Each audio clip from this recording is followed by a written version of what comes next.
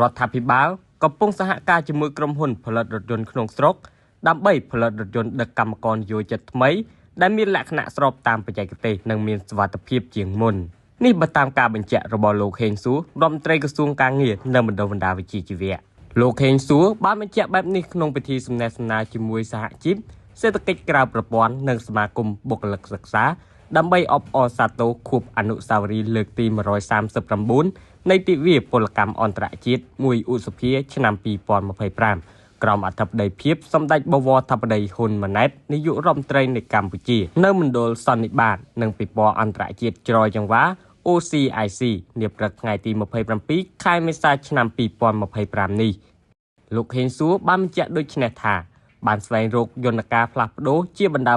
នៅមធ្យោបាយដឹកជញ្ជូនកម្មករនិយោជិតដែលស្របតាមបទដ្ឋាននិងផាសុកភាពជាងមុន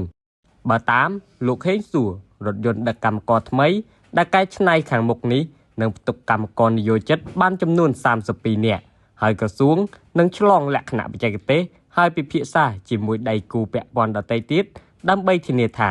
ការដាក់ចេញនៅរថយន្តថ្មីនេះគឺអាចទទួលយកបានទាំងតម្លៃទាំងយន្តការសមាហរណកម្មនិងអាចទទួលយកពីកម្មករនិយោជិតនិងអ្នកបើកបររថយន្តផងដែរ